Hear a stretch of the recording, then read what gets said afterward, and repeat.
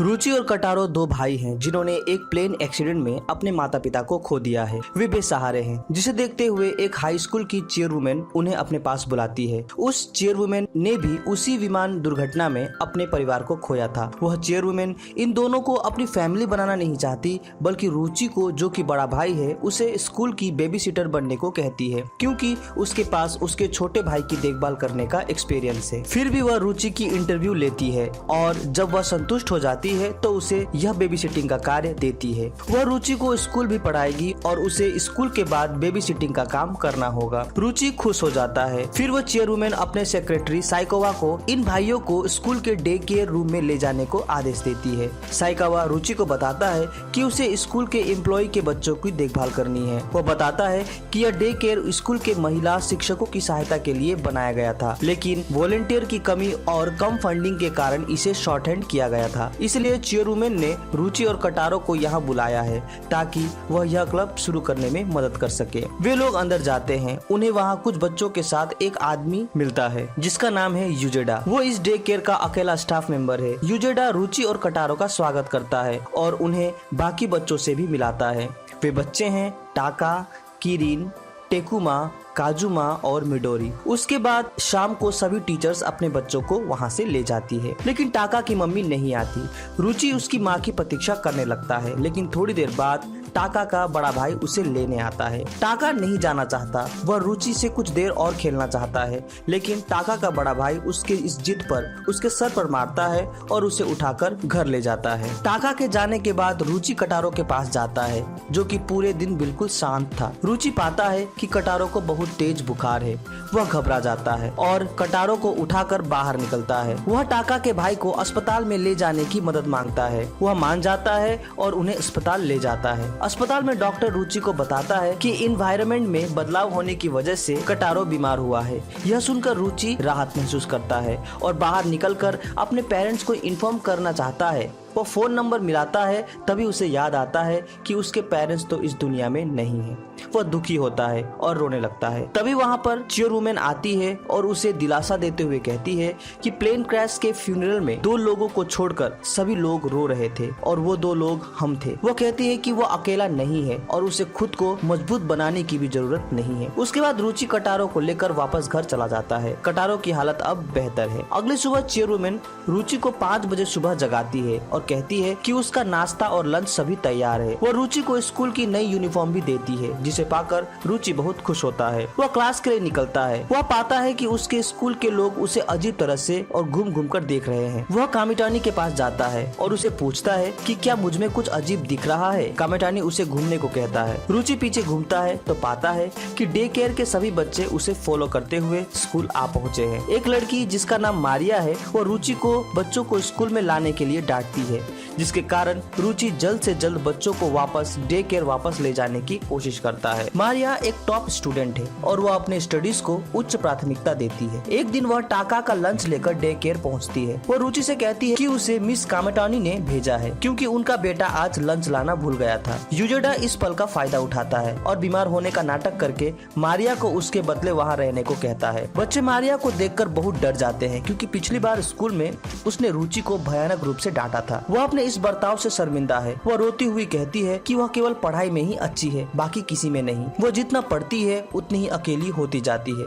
बच्चे उसके दर्द को समझते हैं और उसे कंफर्ट करने के लिए उसके पास जाते हैं और मारिया के साथ साथ रोने लगते हैं। अगले दिन रुचि कटारो से पूछता है कि क्या वह जू जाना चाहता है। उसकी यह बात बाकी सारे बच्चे सुन लेते हैं और सभी जू जाने की जिद करने लगते हैं। युजेडा रुचि से कहता है कि उसे सभी को जू ले जाना चाहिए और वह भी चलेगा। इससे युजेडा को वीकेंड्स में भी काम करने का पैसा मिलेगा। रुचि को चेयरवुमेन से परमिशन मिल जाती है। रुचि चेयरवुमेन को भी चलने को कहता है, पर वह मना कर देती है। इधर शिकावा सभी बच्चों के लिए तथा उनके पेरेंट्स के लिए भी टिफिन तैयार करता है और रुचि को दे देता है। सभी बच्चों की माँ वहाँ उनके साथ होती है, लेकिन टाका की माँ नहीं आ पाती। टाका का भाई कामेटानी उसे छोड़ने आता है। कामेटानी भी वहाँ उसके साथ नहीं रुक सकता, क्योंकि उसे ट्रेनिंग में जाना है। बच्चों को चिड़ियाघर में बहुत मजा आता है। वे मस्ती कर रहे होते हैं कि तभी वहाँ टाका को एक आदमी दिखता है। वह उसे अपना बड़ा भाई सोचता है और उसे फॉलो करने लगता है। थोड़ी दूर जाने के बाद टाका को महसूस होता है कि वह उसका बड़ा भाई नहीं है और वह वहाँ पर खो जाता है और रोने लगता है।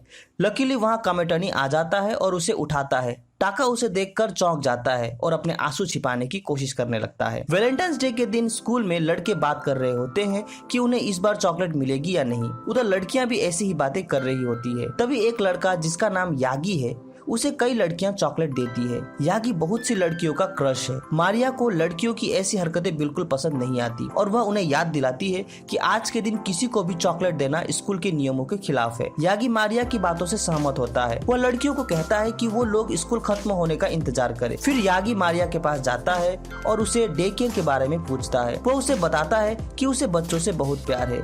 मारिया उसे डांट देती है और कहती है कि तो खुद जाकर डे केयर के लड़कों से बात करे। यागी रुचि के पास जाता है और कहता है कि वह बेबी सिटिंग क्लब में शामिल होना चाहता है। रुचि चौंक जाता है क्योंकि कोई भी बेबी सिटिंग क्लब में शामिल नहीं होना चाहता। वह यागी के प्रस्ताव को एक्सेप्ट करता है। रुचि देखता है कि यागी को यहाँ के सभी बच्चों के बारे में पता है। वह एक एक कर सही बच्चों की प्रशंसा करते हुए कुछ अजीब तरीके से उनके साथ घुलने मिलने की कोशिश करता है। इसी बीच स्कूल में मारिया दो लड़कों को यह कहते हुए सुनती है कि यागी बच्चों को अजीब तरीके से देखता है। यह सुनकर मारिया डर जाती है और वह डे केयर की तरफ दौड़ पड़ती है। वहाँ वह देखती है कि यागी के नाक से खून बह रहा है। तभी वहाँ यागी का एक दोस्त निजुकुन आ जाता है। वह यागी को यहाँ से बाहर ले जाता है क्योंकि उसे लगता है कि ये जगह यागी के लिए ठीक नहीं है। बच्चे मारिया को देखकर बहुत खुश होते हैं और सब उसे चॉकलेट मांगने लगते हैं, लेकिन वह मना कर देती है। यह सुनकर सारे बच्चे रोने लगते हैं, लेकिन थोड़ी देर बाद वह कहती है कि अगर वे कल तक इंतजार करे तो वह सबके लिए स्वादिष्ट मिठाई लाएगी।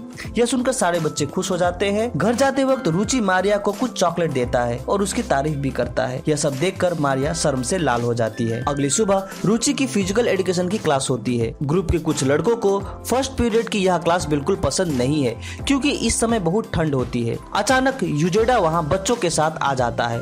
रुचि के दोस्त उन्हें पकड़ने के लिए उनके पीछे भागते हैं ताकि इससे उनका शरीर गर्म हो जाए। इसी बीच रुचि देखता है कि टाकुमा को एक नकाबपोश आदमी उठा रहा है। यह देख कामेटानी उस आदमी को जूता फेंककर मारता है।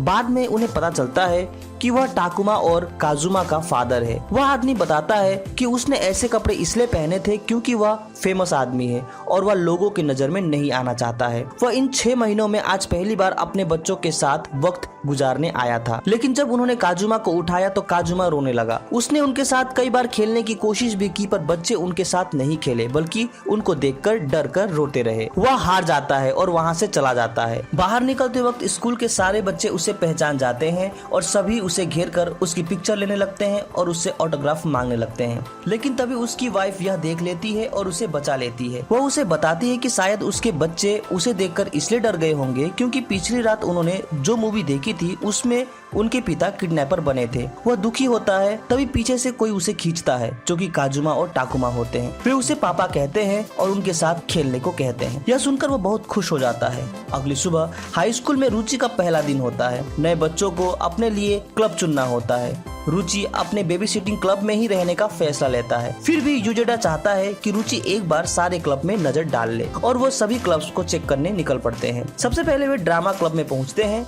जिसकी इंचार्ज किरिन की माँ होती है।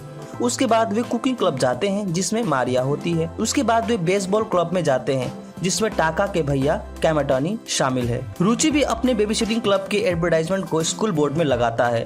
तभी वहाँ टाका का भाई कामेटानी पहुँचता है और वह रुचि से बेबी सिटिंग क्लब में ज्वाइन होने की बात करता है। रुचि चौंक जाता है। वह पूछता है क्यों। इस पर कामेटानी कहता है क्योंकि उसका छोटा भाई वहाँ है और कटारो ने भी उसे शामिल होने का प्रस्ताव दिया है। अगले सुबह रुचि जब जागता है तो पाता है उसे सर्दी और जुकाम हो गया है, जिसकी वजह से चेयरवुमेन उसके पास से कटारो को हटा देती है और अपने पास रखती है। साथ ही वह रुचि को गर्म रखने के लिए एक्स्ट्रा ब्लैंकेट भी देती है। फिर चेयरवुमेन और कटारो मिलकर रुचि के लिए दवा और भोजन तैयार करते हैं। कटारो अपने भाई के लिए दवा बनाने में अपनी सारी शक्ति झोंक देता है, जो कि उसके भाई के प्रति उसके प्यार को दर्शाती है। रुचि के ठीक होने के बाद रुचि डे केयर में वापस आ जाता है। जब वह मिडोरी की डायपर चेंज कर रहा होता है तो पाता है कि वहाँ कोई कपड़ा नहीं है और जब वह कपड़ा ढूंढ रहा होता है तो मिडोरी वहाँ से आगे निकल जाती है। तभी एक लड़का दरवाजा खोलता है। उस माहौल को देखकर वह बैड एक्सप्रेशन देता है। वह कहता है कि वह अपने फ्यूचर की बेटी मिडोरी से मिलने आया है क्योंकि वह उसकी माँ से शादी करने वाला है। रुचि चौंक जाता है। वह इस बात को बहुत सोचता है क्योंकि वह एक स्टूडेंट था। मिडोरी की माँ एक टीचर है, वह भी शादीशुदा। रुचि जब डे केयर पहुँचता है तो फिर उस लड़के को वहाँ पाता है। वह लड़का रुचि से कहता है कि वह मिडोरी की माँ की मदद करना चाहता है क्योंकि उसके पति मर चुके हैं। जब शाम को वहाँ मिडोरी की माँ मिडोरी को लेने आती है तब वह लड़का भी वहीं होता है। वह अपने मन की बात बताने ही वाला होता है कि मिडोरी रोने लगती है और उसकी माँ उसे चुप कराते हुए कहती है कि उसके पापा जल्द ही वापस आ रहे हैं।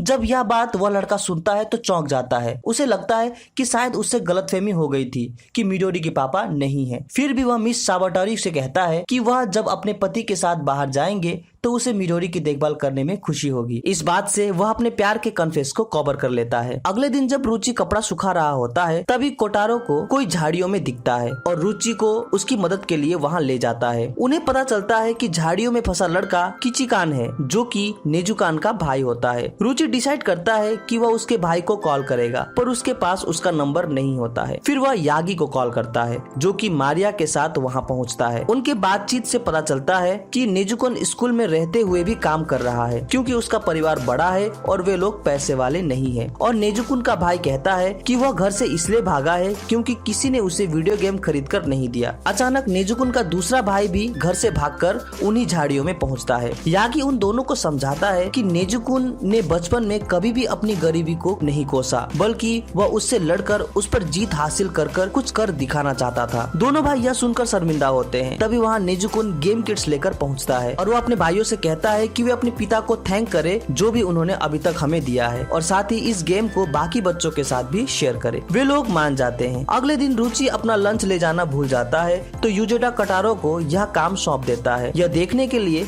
कि वह खुद से अपना काम कैसे करेगा। लेकिन इस काम में कोटारो की देखभाल करने के लिए वह उस लड़के को कन्विंस कर लेता है जो कि मिडोरी की माँ को प्यार करता था, मिडोरी की माँ की फोटो को दिखाकर। उधर स्कूल में जब रुचि के दोस्तों को पता चलता है कि उसने लंच नहीं लाया तो वे लोग अपना ढेर सारा लंच रुचि को शेयर करते हैं। इधर कोटारो लंच ले जाते हुए एक लड़के से धक्का खाकर सीढ़ियों से नीचे गिर जाता है, लेकिन युशोडा द्वारा भेजा गया लड़का उसकी टिफिन को बचा लेता है। वह आदमी सीढ़ियाँ चढ़ने में कोटारो की मदद भी करता है और रुचि की क्लास तक उसे पहुँचाता है। कोटारो रुचि को लंच देता है। भले ही रुचि ने लंच कर लिया है पर वह कोटारो को ऐसा एहसास नहीं दिलाता कि उसने लंच कर लिया है क्योंकि वह नहीं चाहता कि कोटारो को लगे कि उसकी यह कोशिश बेकार थी। फिर वे लोग साथ में लंच करते हैं।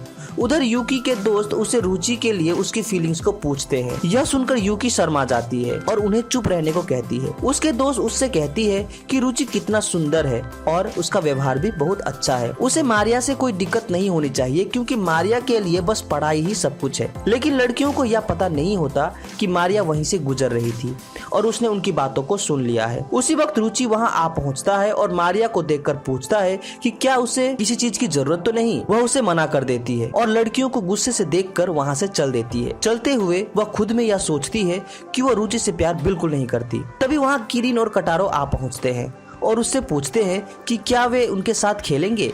मारिया कहती है कि यह कोई खेलने की जगह नहीं है। यह सुनकर किरिन रोने लगती है। वह कहती है कि वो डे केयर में नहीं जाती क्योंकि वहाँ रुचि रहता है। किरिन पूछती है तो क्या आप रुचि को हेट करते हो। मारिया कहती है नहीं। किरिन पूछती है तो क्या आप उसे लाइक करती हो। वह शर्माकर लाल हो जाती है और नहीं कहती है। मारिया को यह पता नहीं कि वो रुचि को लाइक करती है या हेट। इस समस्या का समाधान करने के लिए किरिन एक प्लान बनाती है जिससे कि मारिया को पता चलेगा कि वह रुचि को लाइक करती है या हेट। मारिया उसके प्लान को फॉलो करती है। वे रुचि के क्लास में जाते हैं। कोटारो रुचि के पास जाता है और उसे देखकर रुचि बहुत खुश हो जाता है और उसे उठाकर गले मिलता है। किरिन मारिया से कहती है कि रुचि सभी को इसी तरह से बहुत प्यार करता है पर वह कभी कभी स्ट्रिक्ट भी होता है। यह दिखाने के लिए वह रुचि के पास जाकर कहती है कि अब वह बुरी लड़की बनने जा रही है इसलिए रुचि उसे मारे। लेकिन तभी कामाटोनी उसके सर पर हल्के से मारता है। वह उछलकर रुचि की गोद में जाकर रोने लगती है। फिर मारिया वहाँ पहुँचती है। वह उन्हें बताती है कि यह एक खेल था। साथ ही यह भी बताती है कि वह रुचि को हेट नहीं करती। इस पर किरिन कहती है तो क्या आप रुचि को लाइक करती हो। यह सुनकर वह फिर शर्माकर लाल हो जाती है और बुदबुदाते हुए वहाँ से निकलती है। रुचि उसके पीछे भागता है और मारिया के हाथ को को पकड़ता है। सभी को लगता है कि रुचि मारिया को अब प्रपोज करेगा। मारिया भी शर्मा जाती है, लेकिन वह मारिया को बताता है कि उसके पीछे स्कर्ट में स्टिकर लगा है। अगले दिन रुचि को अपने लॉकर बॉक्स में एक लव लेटर मिलता है। यूकी और उसके दोस्त यह देखती है। यूकी अपने दोस्तों को बताती है कि यह उसका काम नहीं है। उसी वक्त वहाँ मारिया आती है और उसे रास्ते से भीड़ हटाने को कहती है। तभी रुचि का एक दोस्त उससे लेटर छीन कर पढ़ने लगता है। उस पे रुचि को प्रपोज किया गया था और अगली सुबह उससे मिलने आने को कहा गया था, पर लेटर में लड़की ने अपना नाम नहीं लिखा था। यह सुनकर सब चौंक जाते हैं। रुचि इसके बाद दिन भर सोच में पड़ जाता है। वह किसी चीज पर फोकस नहीं कर पाता, बस यही सोचता रहता है कि अब करे तो क्या करे। उसकी ऐसी स्थिति देखकर चेयरवुमन को लगता है कि कहीं उसे फिर से सर्दी जुकाम तो नहीं हो गया, क्योंकि उसका चेहरा लाल हो गया था। वह उसे गर्म पानी में नहाने को कहती है और सोने को कहती है। अगले दिन रुचि और कटारो जब स्कूल जा रहे थे, तब रुचि इसी सोच में पड़ा हुआ था। अचानक कटारो उसका हाथ छोड़कर कहीं गुम हो जाता है। रुचि उसे बहुत ढूंढता है।